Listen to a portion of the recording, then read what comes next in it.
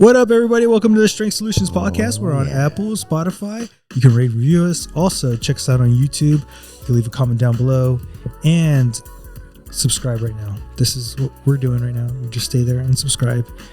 Then our website is strengthsolutionspodcast.com. Our email, strengthsolutionspodcast@gmail.com. Our social media, Facebook, TikTok, and Instagram is Strength Solutions Podcast. I'm Strength Solutions Edwin. I'm Strength Solutions Nathaniel. Okay, dude. 2025 is coming up. It's real close. And you don't start working out till 2025, right? That's when you have to wait. You have to wait until you can't then. do it in December? No. How about this, guys? Y'all start building yourselves right now to build the habits so that you are successful in 2025. Yeah, I like it. I think building like a plan, right? If anything, if you're going to do anything at all, I think building a plan is super important. And just like having, like, what am I going to do going into it? The other day, you had said something on the podcast. Oh, it was about... No, I'm a genius. I say a lot of things. You do say a lot of things, yeah. It wasn't on the podcast. It was one of the videos that we had shot. And you were talking about like sitting down and making a plan for the holidays, right? Like literally sitting down and being like, this is what I'm going to do.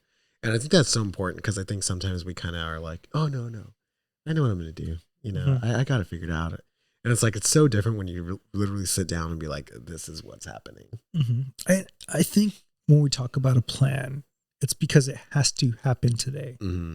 Everything is scheduled. Everything is go.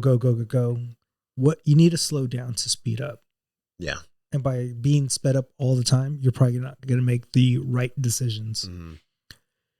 And you also, maybe you could look into a mindset coach or someone who has your back mindset, and your personal trainer should help you with this as well. Sure. Talking about the mindset of food and different things, but maybe that you have other struggles in life and you may need a therapist or a mindset coach, just someone who's there to support you with your journey, not just with fitness, but with life as well. Yeah. Because they actually blend well together. You know, I was watching a video from, what's his name? Mindset Adam. Is that his name on Instagram? Right? The mindset dude. The guy who's always talking about, no, Attachment Adam. Attachment Adam. Yeah, sorry. I was like, yeah, that's not right.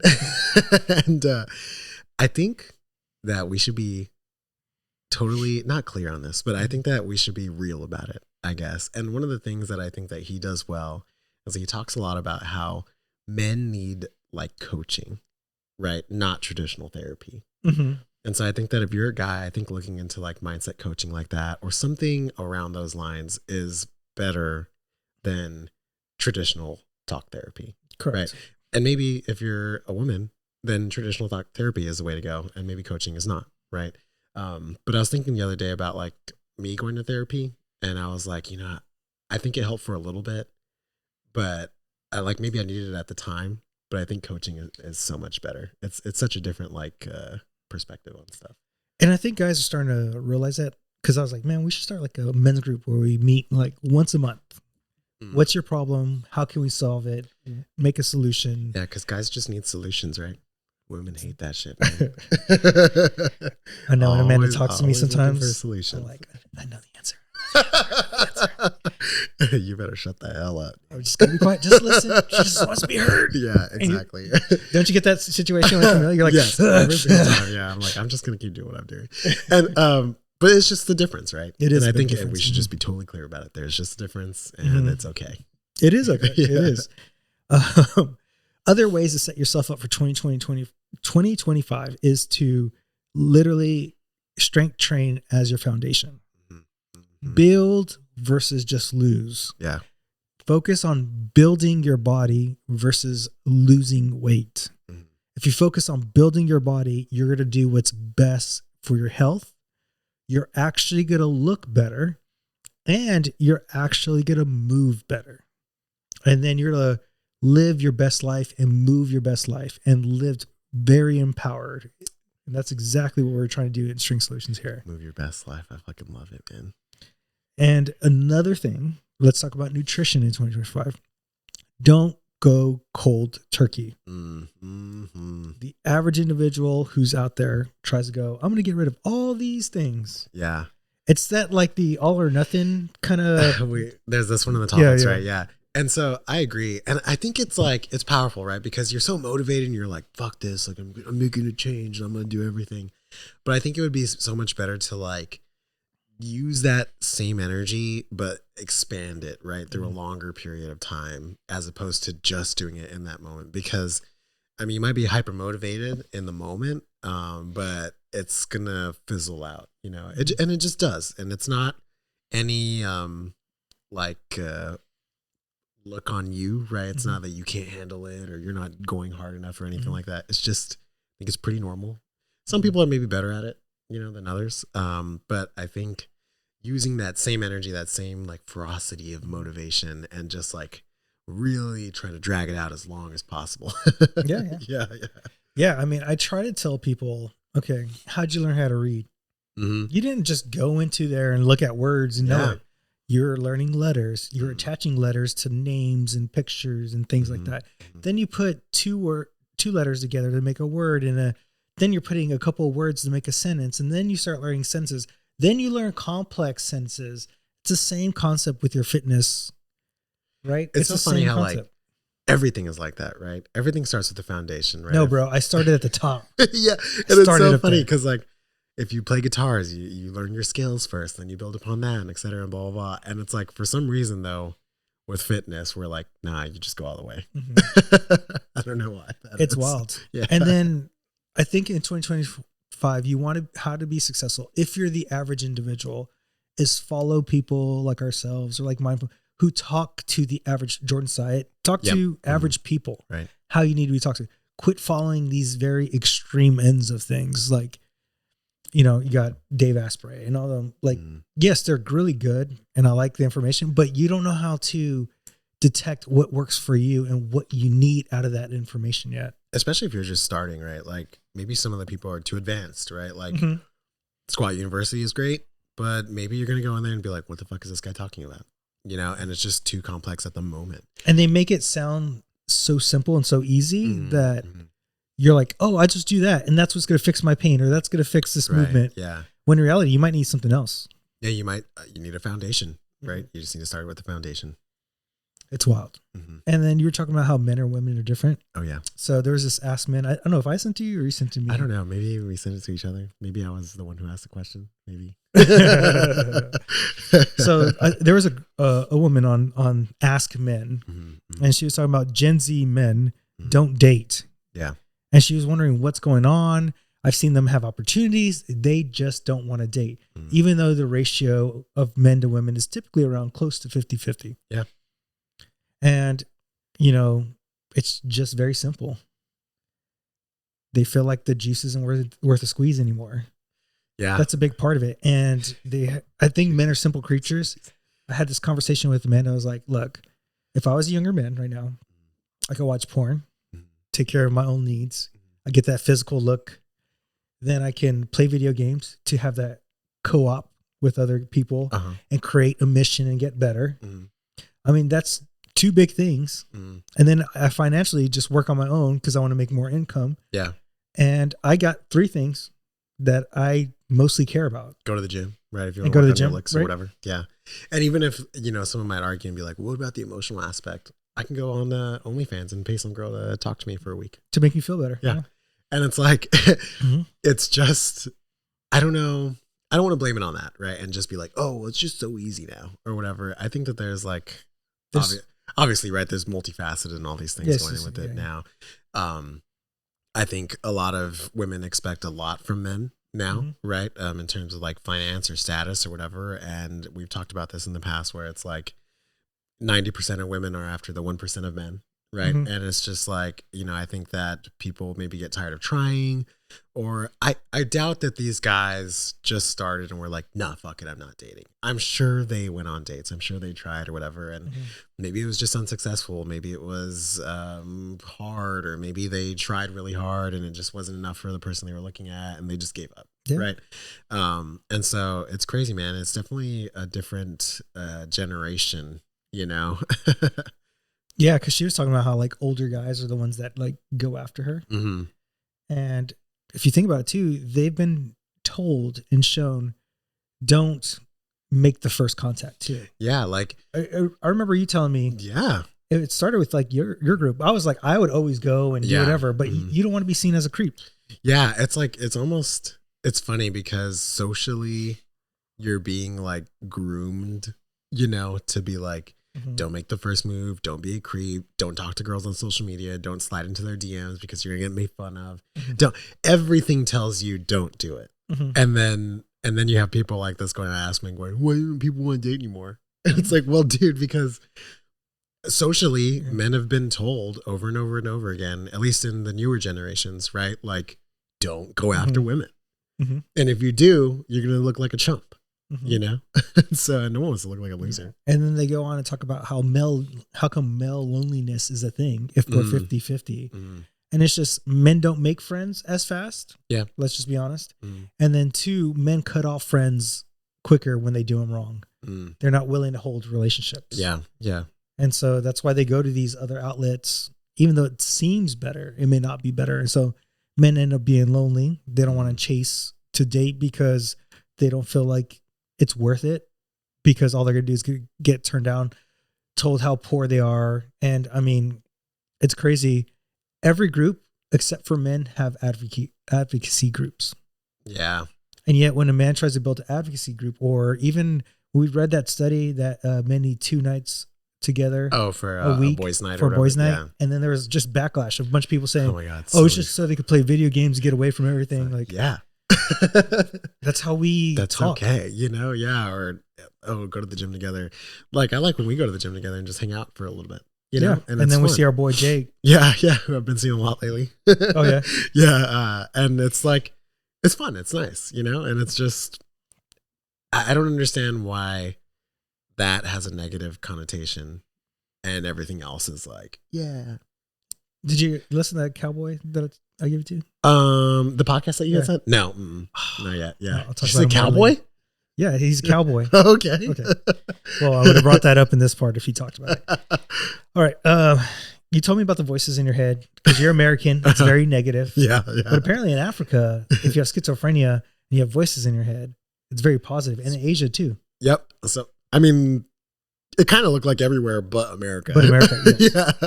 Is that people who suffer from schizophrenia, which is like a mental disorder, right? Where there's hallucinations, usually auditory, sometimes visual. And in America, I think that we all, equate schizophrenia to being super negative, right? Like people telling you you're, paranoia, FBI's after me, or everybody's trying to get me, stuff like that. And that's very common in America. I mean, I would assume that that's probably a high percentage of people that suffer from schizophrenia. But apparently in other places, like you said, Africa, Asian countries, things like that, they're more positive. This is wild, right? I wonder why. I mean, I don't know, because you think of other places like, let's say China, right? As for context, right? In America, it doesn't seem like it's that positive of a place, right? Now, this could be propaganda. This could just be spread information, right? Who knows? One of my clients has family members that live in China, and they're like professors somewhere. And they were like, we're not coming back. Like, we like it here. And they were like, as long as you don't talk about politics, you're cool.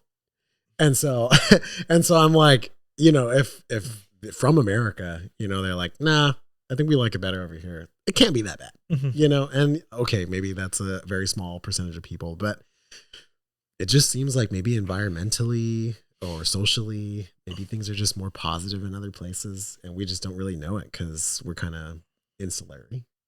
It's like going to Mexico City for me, right? Yeah. And a lot of people still think Mexico's the same place it was before. It's not.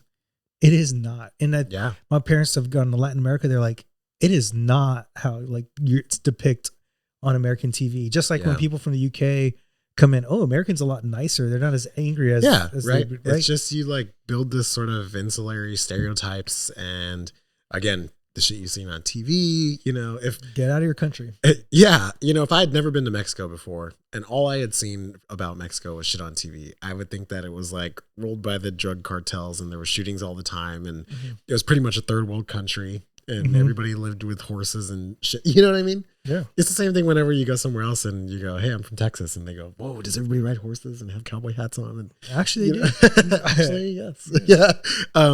But it's just that you have these misconceptions, you know? That's crazy. All right. And I was listening to this guy talk, and I was, in the store, and a big box of eggs were $20. Whoa. How many eggs? It's the 5 dozen. Oh, okay. But dude, it was like 13, not even like a month ago. Damn.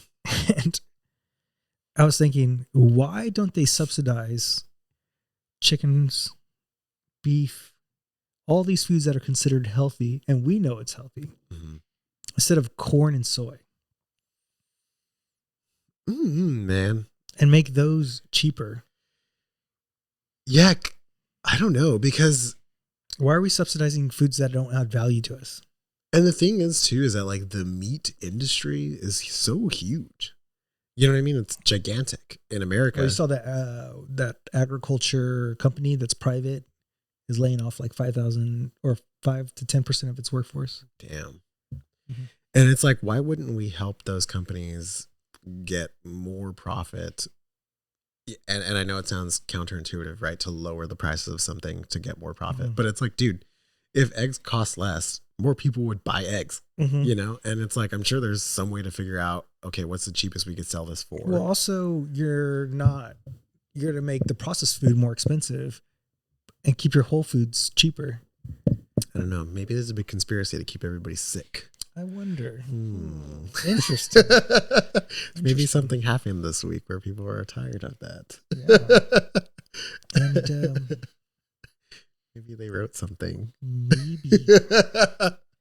Let's move on. We'll leave it there. All right. You sent me this about Andrew Huberman and his workout. He's like, if everybody just did this a week. And this tells me he's a scientist and not a trainer. And you sent me another one about Mike. Is Roddy? How do you pronounce his name? Something like that. Yeah, where there was like the dude doing the whole optimal. That's not an optimal range of motion. Yeah, Mike is a huge guy, and this guy's trying to say he didn't lift correctly, and the dude's a lot smaller. Buddy, it just says okay. And then I saw another video of another stitch of this guy. Yes, he was doing things that were very inefficient, but genetics play a role, right? And so we, in the fitness industry, are the worst people. I'm saying it right here, right now. Look, genetics play a role. Your everyday life plays a role. How long you've been working out? How long? If I started as a teenager, it's way better than if I started in my 20s, my 30s, my 40s. As keep on going. And genetics. So he created a workout routine for people, and he was like, "This is for all around fitness, strength, endurance, speed, etc. Anti-boredom." Oh yeah. And it's very sustainable. It's only 20 to 60 minutes a day. And I was like, you've never trained an individual. Like as soon as I read that. Yeah, 20 minutes. So this is literally like 6 to 7 days a week, right? First day is cardio. This is another reason I know he hasn't trained people too. Resistance train legs, the first day, legs, calves, quads, hamstrings, right? Then you take a day off. So you do cardio and then your lower body. Then day 4, you do torso, which is push pull, overhead presses, dips. So you're doing a whole upper body routine. Then you're doing a moderate, like 30-minute run. Then you're doing a fast run, and then you're doing arms and calves. You literally hit each body part once a week. Yeah, and it's like, okay, are you counting the cardio as like also hitting the body part? I don't know. It's such an odd setup of a week. From a programming perspective, let's just say yeah. I want better legs. If I only hit it once a week, I probably would do better. Like this should be 3 full body routines. That's what he should have broke it down to. Yeah. And that would have been much better. Or 2 days with full body. At least. Right? That way you could switch, you could move your volume and get most out of the lift. Yeah. And it's like, I don't know if you're going to argue with me about he hasn't been listening to Strength Solutions. I can tell you that. Yeah, definitely not. And if you're going to argue with me of like, oh, well, it's anti-boredom. And I'm just like, dude, I don't know. at a certain point, I'm like, you kind of just got to get it together and stop being like, I'm bored of doing this. You got to make it a habit. You just have to be consistent with what you're doing if you want those types of results. I think, was it Huberman also that I had sent you another post about where it was like, every man should be able to do this and every woman should be able to do those things. Yeah. That was also interesting. Yeah. That was also interesting because I was like, are these metrics, number one, what are they based off of? Maybe there is basis or whatever, but he just kind of put it out there. And then it was also, I don't know. I don't think everybody needs to like strive for those types of things. It's like saying I need to strive to be a millionaire. Yeah. Everybody. When in reality, that causes me more stress. Maybe I'm happy at 100K and my family's doing fine and I'm good for the rest of my life. Yeah. You got to understand how to develop yourself and where you want to be, right? Pretty much. Maybe I just want to be healthy. Maybe I just want to lose weight. Maybe I'm not concerned with strength or whatever it is. And, these are things that we talked about before. I think one of them was like, you should be able to squat your own body weight. I think you said press your own body weight too, like bench press it, deadlift like 1.5 times it. We've like done those things before. You should be able to do like 10 push-ups consecutively or something. I was like, pull-ups. Yeah. There were some of them and I was looking at it and I was like, okay, I can do that. I haven't really tried that, so I'm not super sure. But the thing is that I was looking at that and I was like, okay, as somebody who's worked out for quite a while, really focuses on strength, very consistent, stuff like that. I was like, okay, I can do those things. But it took me a long time to be able to do all of those things. And I don't know how realistic it is to give that to somebody and say like, these are your goals. It's just and your goals arbitrary. Change in life. Life is fluid. I literally had a conversation with Amanda. I was like, how we met and how all that. Who would have thought like it would end up the way it did? Yeah. And everybody has different stories. Learn to be in your own story. Yeah. And that's okay. And stop judging other people's stories. Yeah. Like if people were like, oh, how'd y'all work out? Like, well, we worked through it. Like, well, you and Camille met differently. Yeah. Y'all had a different situation. Everybody has like their own. There's some people who had that. I'm a high school sweetheart. I got married. Some people met in college and they worked together. Then they got their jobs. They were professionals and then they got married in their 30s. Like everybody has a different story. Learn to be in your story. All right. Before we go into studies, this weekend was 10 years at the gym I'm at. I saw. Congratulations. And so they have this class called Feet Up. Feet Up? By Neva. Okay. And so there's this thing and it helps you like be inverted upside down. Oh, okay. And I did it. And dude, I kind of want to take the class thing. Yeah. And I was going to ask you to take the class. So is it like an inversion table thing? No, it's not an inversion table. Like it's a little thing and then you put your head in it. You turn upside down like if you're in a handstand. Oh. And so the shoulders have like padding. Okay. So that way you're upside down and you're there. You're not fully carrying your body weight. Thing kind of supports your body weight a little bit. And then what do you do? And you're inverted. And you just learn how you learn your proprioception. Am I too far forward in my core? So when you get off of it eventually and you have to be upside down, you learn how to control yourself upside down. That's super weird. So, okay. So like I invert myself and then what am I doing? Is there like you're just trying to control. And then there will be exercises. When okay. Does the table like move? It's not a table. It's just like a little 4-chair ladder thing. And then you put your head between, has like a spot for behind your head. I got to see this. Head. Yeah. I'll have to show you. I'm down. You can look up Feet Up. Tell me when the class is. It's on Fridays. Okay. We'll talk about it more. But what I was thinking about was like, this is a good way to get fit, right? If you want to just do this, there's beginner classes and you start against the wall. So me and another trainer did it and she was like shocked at how well we did. And I was like, well, we work out. Yeah. Because when they get a beginner, typically it's not like that. That's someone who's never done anything. Yeah. And then you put them upside down. And they're like, oh, I'm like, yeah, we work out. Like, and I was like, I could tell where I'm missing like in my lower core activation and that's what's carrying me over or whatever. But most people don't have that proprioception or understanding of the body. I do. And the other trainer did too. He's like, oh yeah, over here, I could kind of feel like I was a little out and then it's where I would work on. It's because we have logically done this for a long time. You've connected very well. Yeah. How weird. I'm down. That sounds fun. Yeah, I think Camille would like it too. Yeah, she probably would. Yeah, she likes doing weird things. She hang upside down? She has her spider web. And Yeah. I hang her from the stairs. Look, baby, you're Spider-Man, babe. I have another joke, but I can't say that one. All right. First study is researchers use a fitness tracker data and machine learning to detect bipolar disorder and mood swings. So study indicates fitness trackers can detect mood episodes in bipolar disorders. So it's the first time people were evaluated, and what they did is just use their trackers, see how much they moved and all that, and they predicted. And they could predict it at a high percentage. They predicted when they were going to have a swing. Mm-hmm. And I was like, dang, I need to get a hold of Amanda's fitness tracker. Let me see this shit. Oh, yeah, she has moods. That's so weird. Was it based on... okay. So they already thought about this in studies previously. Okay. This was just the first study to actually put it into, like, testing. So I'm imagining that they would do something where it was like, oh, okay, 2 days before this person had a depressive episode, they didn't move as much, or their heart rate was lower or something like that. And then before they had a manic episode, they started moving a lot more or something like that. Dude, that would be so cool for someone who has bipolar disorder to be able to, like, I'm looking at it from kind of like a funny perspective, but to like maximize your effectiveness.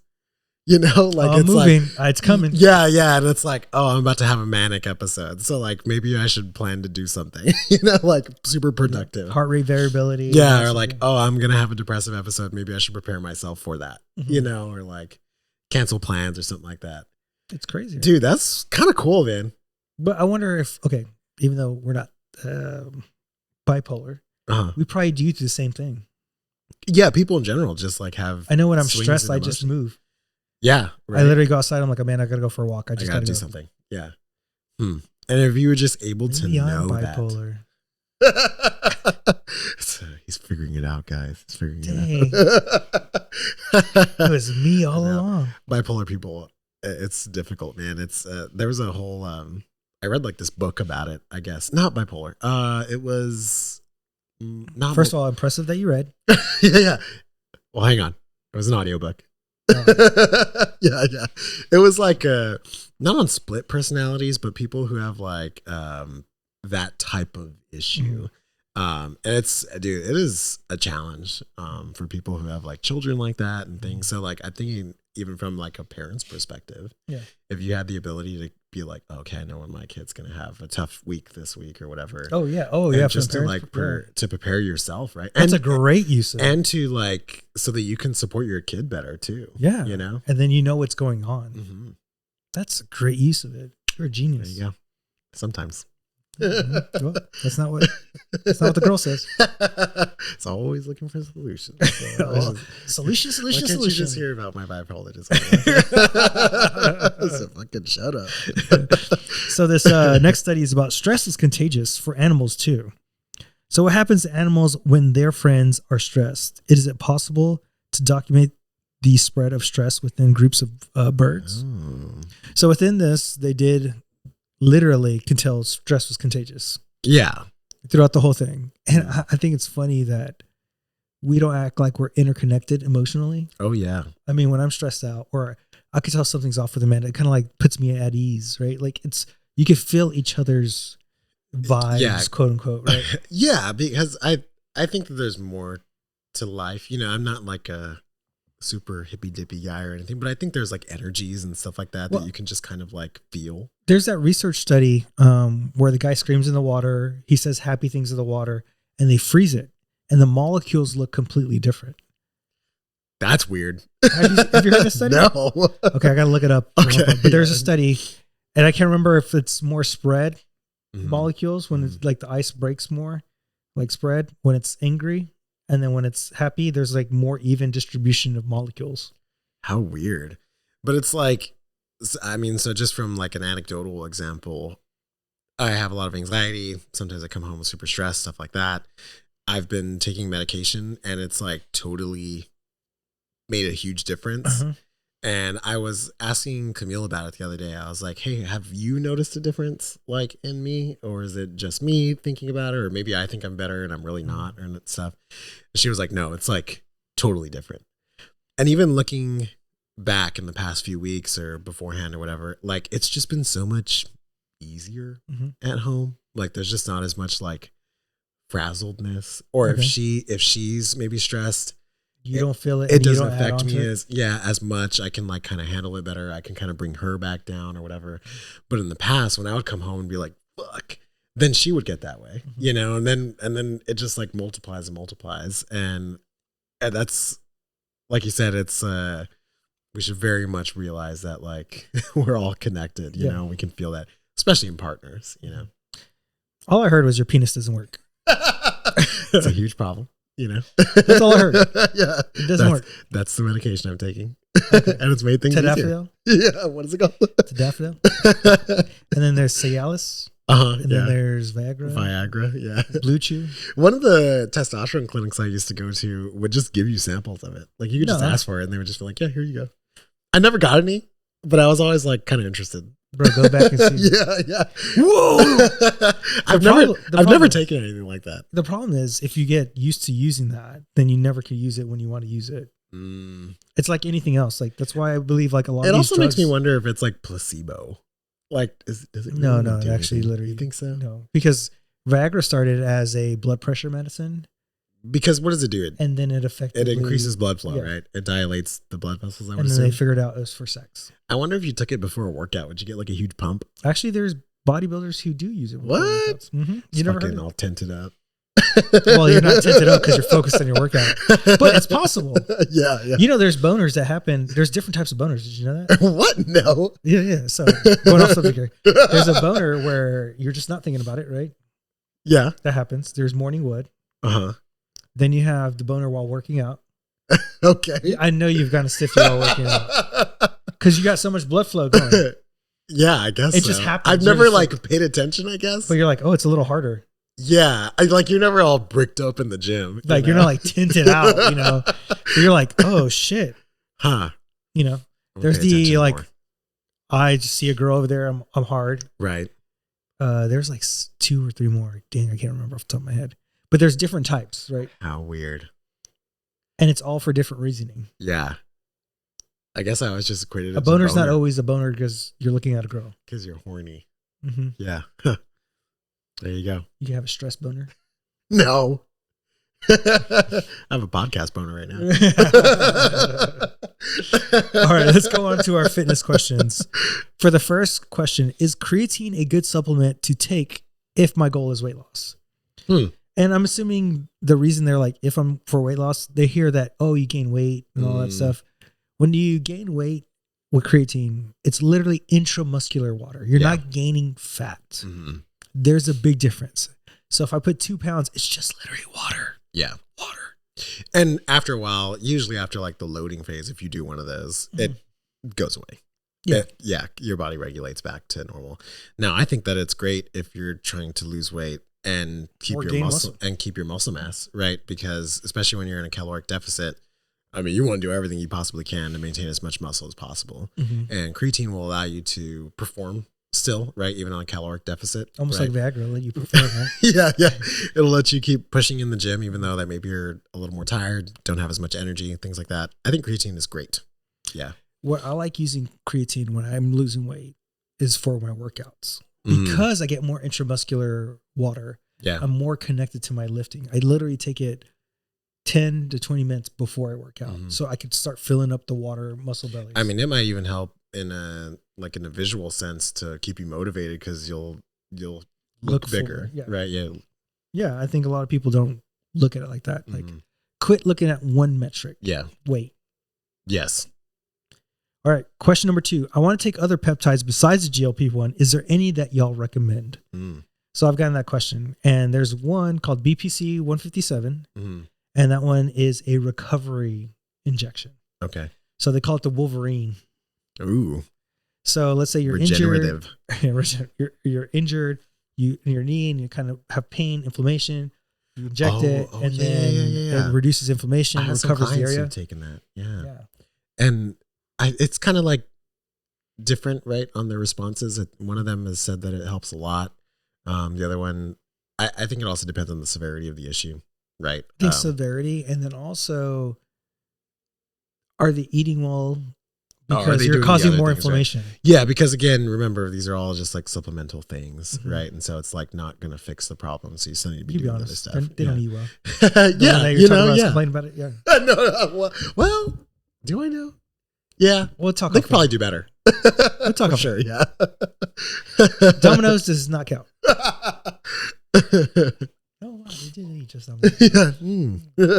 So that's like one, and then there's testosterone. So if you're like at the very end of your cut and you want to get that little extra and to help like your gut area a little bit more, testosterone. You could take an oral of BPC 157, and that could help with your gut microbiome. Interesting. And so there's plenty of peptides. My suggestion is, I'm telling you this, still go to a doctor. Yes. Yeah. Find someone who knows how to use this. And which one is right for you. Correct. And then there's nothing wrong with taking these things. Yeah. If you need it, you need it. But remember, it's not the answer. It's just part of a tool. All right. Question number 2. How much does injury set you back? Can you give different examples that y'all have had? Yeah. So it depends. First of all, let's talk about the type of injuries. So there's different types. There's like a chronic injury that keeps on reoccurring. That's going to set you back forever because you never deal with the issue. Right. So it's like me going to physical therapy. I'm there for 16 weeks. I don't continue on my exercises. I go right back to what I was doing. And then I cause an injury. And I go back. It's going to just set you back forever. Then you have something that's like an ACL tear. Right. That's just going to set you back for the time you got injured to recover. Then there's probably going to be another period of actually getting back to where you were. And that's going to take long, right? And then after that, you're not set back again. Yeah. So it all depends on what type of injury do you have, if it's chronic or it's this acute injury. Yeah. The thing with chronic injuries too is that it sort of builds upon itself, right? So by the time that I feel like most people go get seen for chronic injuries, they've been dealing with whatever issue it's been for years, right? So now we're trying to work back through years and years of damage, right? Yeah. Or like your central nervous system kind of remembers incorrect movement patterns, right? Things like that. And so it sets you back for a long period of time. An acute injury like breaking an arm or like you said, ACL tear, things like that. I broke my foot. At this point, I'm stronger, better than I have been in the past, right? Now, both of them, like you said, kind of you need continuous work, right, to keep moving past them.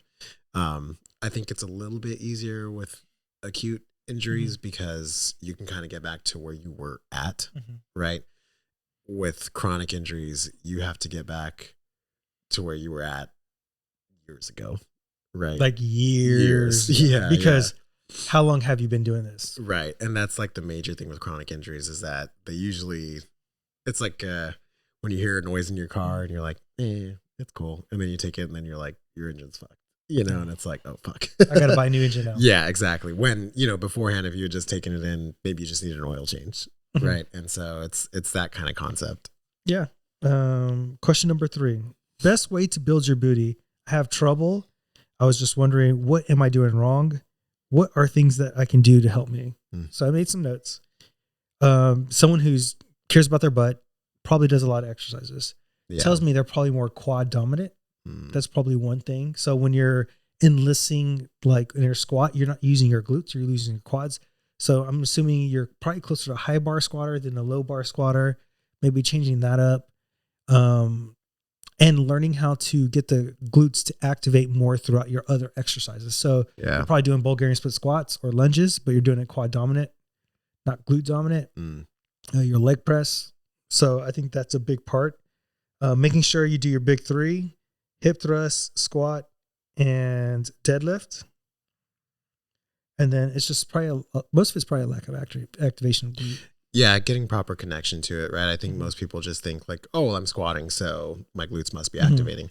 Are you getting all the way to the depth, right? Are you even getting to the depth where the glutes activate? Because if you're doing high bar, you don't use your glutes to the very bottom. Yeah, so you have to squat all the way down, before you even get activation there. Other things, that we've talked about in the past, like, are you even eating enough? Are you trying to lose weight, but also build your glutes, right? Like 90% everybody. It's funny because you can't do both. You can't do both, right? God is so cruel. Yeah, really. I think, like you said, the connection, the activation through it, all those things are important when trying to get that wagon. All right, guys, if you like what we're doing, you can share, like, subscribe on Apple and Spotify. You can rate and review us. Then hit the subscribe button right now on YouTube. Like it, comment. Thank you guys for listening. It's also strengthsolutionspodcast.com, strengthsolutionspodcast@gmail.com. On Facebook, TikTok, and Instagram at Strength Solutions Podcast. I'm Strength Solutions Edwin. I'm Strength Solutions Nathaniel. Peace out. Until next time, guys. Woo.